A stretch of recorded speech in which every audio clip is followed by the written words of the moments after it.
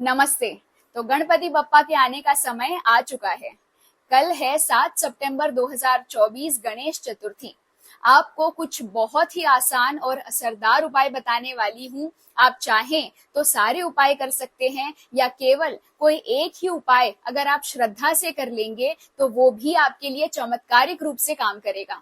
आपको ये उपाय कल 7 सितंबर 2024 गणेश चतुर्थी से लेकर लगातार 10 दिनों तक यानी 17 सितंबर 2024 अनंत चतुर्दशी यानी गणेश विसर्जन के दिन तक करना है। पहला उपाय उन लोगों के लिए है जो नई नौकरी पाना चाहते हैं या फिर नौकरी में प्रमोशन पाना चाहते हैं। ये उपाय मेरे क्लाइंट्स कई वर्षों से कर रहे हैं और साथ ही मैं ये उपाय पिछले 4 सालों से इंस्टाग्राम पर देती आ रही हूँ और इसके जबरदस्त रिजल्ट्स देखने को मिले हैं। आप भी इस साल ये उपाय को करके जरूर देखिएगा। उपाय के लिए आप गणपति जी के सामने एक घी का दिया प्रज्वलित कर लें और उनके सामने एक नया पीले रंग का कपड़ा रखें। कपड़ा आप रुमाल के साइज का ले सकते हैं और उसके ऊपर आपको 5 हल्दी की गांठें रखनी है। इसके बाद इस मंत्र का 108 बार जाप करना है। मंत्र है ओम गणाधिपतये नमः। 10 दिनों तक पीले रंग का कपड़ा और हल्दी की गांठें गणपति जी के सामने ही रहने दें। यानी कल गणेश चतुर्थी के दिन पर आप जो नया कपड़ा और हल्दी की गांठें लेंगे, आपको उसी का उपयोग लगातार 10 दिनों तक करना है। हर रोज नया कपड़ा और नई हल्दी की गांठें लेने की जरूरत नहीं है। आप हर रोज केवल एक नया दिया प्रज्वलित करेंगे और हर रोज मंत्र जाप करेंगे उसी कपड़े और उसी हल्दी की गांठों पर। दिया भी हर रोज वही रखना है, सिर्फ उसमें नया घी भरना है। अब 10वें दिन पर यानी अनंत चतुर्दशी 17 सितंबर को गणेश विसर्जन वाले दिन पर आप जैसे ही ये उपाय समाप्त करें, उसके बाद आपको इन गांठों को उसी कपड़े में बांधकर एक छोटी सी पोटली बना देनी है। आप चाहें तो पीले रंग के धागे का या फिर लाल रंग के धागे का उपयोग कर सकते हैं उस पोटली को बांधने के लिए। और अगर आपने उतना कपड़ा लिया है कि आप उसकी गांठ बांधकर एक पोटली बना सके तो आप वो भी कर सकते हैं। धागे से बांधने की कोई ऐसी आवश्यकता नहीं है। और फिर आप इस हल्दी की गांठों वाली पोटली को हमेशा अपने पास रखें। जब आप इंटरव्यू के लिए जा रहे हैं या फिर आप जब भी काम कर रहे हैं तो इसे अपने वर्क डेस्क पर जरूर रखिएगा। आप इस पोटली को अपने पर्स में रख सकते हैं, अपने पॉकेट में रख सकते हैं, लेकिन पॉकेट में रखते वक्त ध्यान दीजिएगा कि हल्दी का पाउडर ना निकले, नहीं तो आपका पॉकेट पीले रंग का हो जाएगा। और रात को सोते वक्त आप इस पोटली को अपने तकिए के नीचे भी रख सकते हैं। जितना हो सके उतना इस पोटली को अपने आसपास रखिएगा, उससे आपको लाभ होगा। गणेश चतुर्थी शनिवार के दिन पड़ रही है। साल 2024 के स्वामी न्यूमरोलॉजी के हिसाब से हैं शनिदेव और साथ ही हमारे हिंदू पंचांग के अनुसार विक्रम संवत 2081 के मंत्री भी शनिदेव ही हैं। तो शनिदेव और गणपति बप्पा दोनों मिलकर आपको नकारात्मक शक्तियों से बचाएंगे, आपको कोर्ट कचहरी के चक्करों से छुड़वाएंगे, आपको दुश्मनों से छुटकारा दिलाएंगे और साथ ही आपके स्वास्थ्य में भी सुधार करेंगे इस उपाय से। उपाय के लिए आपको गणपति जी के समक्ष एक घी का दिया प्रज्वलित करना है और उन्हें 8 काले तिल के लड्डुओं का भोग लगाना है। इसके बाद आपको इस मंत्र का 108 बार जाप करना है। मंत्र है ओम गम ग्लौम गणपतये विघ्न विनाशिने स्वाहा। अगर आप ये उपाय मंदिर में कर रहे हैं तो लड्डू वहीं पर रहने दें। अगर आप ये उपाय अपने घर पर कर रहे हैं तो उपाय हो जाने के बाद इन लड्डुओं को किसी पेड़ के नीचे रख दें। हो सके तो छोटा सा गड्ढा करके उसमें डाल दीजिएगा ताकि उस पर से अपना पैर रखकर कोई चले ना।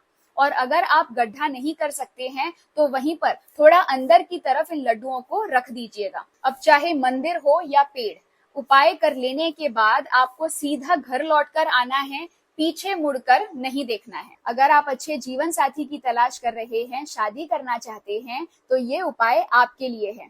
उपाय की शुरुआत आप करेंगे गणेश चतुर्थी से और फिर आप इसे लगातार 10 दिनों तक करेंगे अनंत चतुर्दशी तक।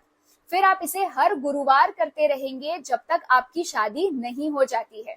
उपाय के लिए आपको गणपति जी के समक्ष एक घी का दिया प्रज्वलित करना है और उन्हें लाल रंग का सिंदूर चढ़ाना है। ये बहुत इंपॉर्टेंट स्टेप है। इसके बाद आपको उन्हें एक मिठाई का भोग लगाना है। आप बेसन के लड्डू, बूंदी के लड्डू, मालपुआ, खीर, केसर के पेड़े इनमें से किसी भी एक मिठाई का भोग लगा सकते हैं। फिर आप हल्दी की माला या फिर चंदन की माला या फिर आप अपनी उंगलियों पर जैसे भी आपको ठीक लगे, आप उस तरीके से 108 बार इस मंत्र का जाप करें। मंत्र है ओम श्री गणेशम विघ्नेशम विवाह हरते ते नमः। उपाय के बाद आपने जो मिठाई का भोग लगाया है वो स्वयं ही ग्रहण करें प्रसाद के रूप में, किसी और को बिल्कुल भी ना दे। तो आप चाहें तो एक छोटा सा मिठाई का टुकड़ा भोग के रूप में लगा सकते हैं। इच्छा पूर्ति के लिए अब आपको 2 उपाय बता रही हूँ। आप चाहें तो दोनों उपाय कर सकते हैं या केवल कोई एक उपाय कर लीजिएगा। पहले उपाय के लिए आपको लेना है एक पान का पत्ता। इसके बाद हल्दी, चंदन और कुमकुम, इन तीनों में से आपके पास जो भी उपलब्ध है उसे लेकर एक पेस्ट बनाइए। पेस्ट बनाने के लिए आप गुलाब जल या गंगा जल का उपयोग कर सकते हैं। अगर आपके पास दोनों ही नहीं है तो आप साधारण स्वच्छ पानी का उपयोग भी कर सकते हैं। इसके बाद इस पेस्ट से उस पान के पत्ते पर आपको एक स्वस्तिक बनाना है। स्वस्तिक थोड़ा सा सूखने के बाद उसके ऊपर एक सुपारी, एक लौंग, एक इलायची और एक बूंदी का लड्डू रखिए। फिर इसे गणपति जी के समक्ष रख दीजिए। उनके सामने एक घी का दिया प्रज्वलित कर लीजिए और इस मंत्र का 108 बार जाप करिए। मंत्र है ओम गम गणपतये नमः। उपाय कर लेने के बाद आपने जो लड्डू चढ़ाया है उसका थोड़ा सा हिस्सा स्वयं प्रसाद के रूप में ग्रहण करें, अन्य किसी को ना दें। और फिर आप सारी सामग्री लेकर गौ माता को खिला सकते हैं या फिर बहते हुए जल में प्रवाह कर सकते हैं या फिर किसी पेड़ के नीचे रख सकते हैं। आप चाहें तो इस तरीके से हर रोज सामग्री को विसर्जित कर सकते हैं या फिर 10 दिनों तक इसको लगातार करते रहें। फिर सारी सामग्री इकट्ठा कर लेने के बाद इसे आखिरी दिन पर यानी अनंत चतुर्दशी वाले दिन पर विसर्जित कर सकते हैं। अगर आप फॉरेन में रहते हैं, परदेश में रहते हैं, बूंदी का लड्डू नहीं है, पान का पत्ता नहीं है, तो आप केवल एक इलायची और एक लौंग का भोग लगाएं और फिर उपाय के बाद आप इसे अपनी चाय में डालकर ग्रहण करें या फिर किसी भी रूप में इसे प्रसाद के रूप में स्वयं ही ग्रहण कर लें। इच्छा पूर्ति का दूसरा उपाय, इसके लिए आपको एक कोरा कागज, एक लाल रंग की पेन, कुछ धनिये के बीज, धनिये के दाने यानी कोरिएंडर सीड्स लेने हैं। इसके बाद आप इस पेपर पर सबसे पहले लिखेंगे श्री गणेशाय नमः और फिर आपको अपनी इच्छा लिखनी है। ऐसे लिखनी है जैसे कि वो पूरी हो चुकी है। मान लीजिए आप नई नौकरी पाना चाहते हैं तो आप लिखेंगे कि मेरी नई नौकरी लग चुकी है, मैं इस कंपनी में इस रोल, इस डेजिग्नेशन पर, इतनी सैलरी में, इस लोकेशन पर काम करता हूँ या करती हूँ। इसके बाद अगर आप मान लीजिए शादी करना चाहते हैं तो आप लिखेंगे कि मेरी शादी हो चुकी है।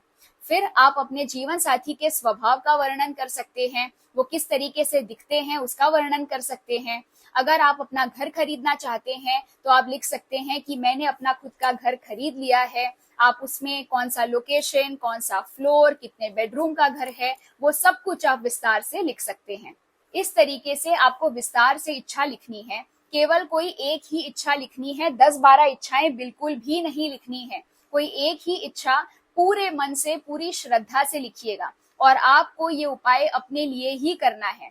हाँ, अगर कोई बच्चा छोटा है या फिर कोई व्यक्ति उस हालत में नहीं है कि वो लिख सके तो आप उनके लिए ये उपाय कर सकते हैं। नहीं तो आप किसी और के लिए ये उपाय बिल्कुल भी नहीं कर सकते हैं। आपको ये उपाय अपने खुद के लिए ही करना होगा। इच्छा लिखते वक्त आप उन भावनाओं को महसूस करिएगा, इमोशंस फील करिएगा इस हद तक कि लिखते वक्त आपके मन में, आपके चेहरे पर मुस्कान आ जाए, इतना कि आपके आंखों से खुशी के आंसू भी छलकने लगे। और फिर पेपर के अंत में आप अपना नाम और अपनी जन्म तारीख लिखें। फिर इस पेपर के बीच में धनिये के बीज रखकर इस पेपर को हल्के से फोल्ड कर लें। अब आपके घर में अगर कोई पौधा है या फिर आप नया पौधा लेकर आ सकते हैं तो उसमें इस पेपर के साथ इस बीज को बो दीजिए। अब गणपति जी के समक्ष एक घी का दिया प्रज्वलित करें और उनके सामने थोड़ा सा स्वच्छ जल रखें। फिर इस मंत्र का 108 बार जाप करें। मंत्र है ओम गम गणपतये सर्व कार्य सिद्धि कुरु कुरु स्वाहा। अब ये जो अभिमंत्रित जल है वो लेकर आपको अपने पौधे में डालना है जहां पर आपने पेपर और धनिये के बीज बोए हैं। अब गणेश चतुर्थी से लेकर अनंत चतुर्दशी तक का जो ये 10 दिनों का समय है उसमें अगर धनिये के बीज अंकुरित हो गए तो इसे बहुत ही ज्यादा शुभ संकेत मानकर चलिए और ये समझ लीजिए कि बप्पा की कृपा आप पर हो चुकी है। आपकी इच्छा अगली गणेश चतुर्थी के पहले अवश्य पूरी होगी। अब अगर आप ऐसी जगह पर रहते हैं जहां पर पौधा लगाना मुमकिन नहीं है, तो आपके घर के पास जो भी पेड़ है उसमें आप एक छोटा सा गड्ढा करके इस पेपर और धनिये के बीज को वहां पर बो दें और फिर आप हर रोज वहां पर थोड़ा सा जल चढ़ाते रहें।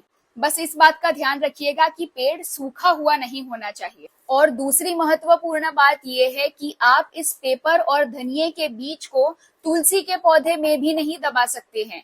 तुलसी भगवान गणेश को चढ़ाना वर्जित है। अब अगर आपके पीरियड्स चल रहे हैं या फिर आप किसी कारणवश कोई भी उपाय नहीं कर सकते हैं, तो कोई चिंता वाली बात नहीं है। आप 10 दिनों के लिए अपने घर के मंदिर को छोड़कर कहीं भी और बैठकर मंत्र जाप कर सकते हैं। आप गणपति जी के बीज मंत्र गण का मंत्र जाप कर सकते हैं। आप ओम गम गणपते नमः का मंत्र जाप कर सकते हैं। आप गणेश चालीसा का पाठ सुन सकते हैं। गणेश अथर्वशीष का पाठ सुन सकते हैं। साथ ही आप गौ माता की सेवा भी कर सकते हैं। हो सके तो उन्हें केले खिलाइए। अब गणपति जी का जन्म पार्वती माँ पर लगी हुई हल्दी से ही हुआ है, तो लगातार 10 दिनों के लिए गणपति जी को हल्दी का तिलक जरूर लगाएं। जब आप तिलक लगा रहे हैं तो पुराना तिलक किसी स्वच्छ कपड़े से पोंछकर नया तिलक लगाएं। इसके साथ साथ अपने घर के मुख्य द्वार पर भी दोनों तरफ हल्दी से हर रोज स्वस्तिक जरूर बनाएं।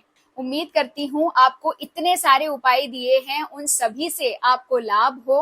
गणपति बप्पा की कृपा आप पर बनी रहे। आप हमेशा खुश रहें, मस्त रहें और स्वस्थ रहें। ऐसे अन्य वीडियोस के लिए मेरे साथ जुड़े रहिए। तब तक अपना ख्याल रखिए और मुस्कुराते रहिए। बड़ों को आदर, छोटों को प्यार। वीडियो देखने के लिए बहुत बहुत आभार। गणपति बप्पा मोरया।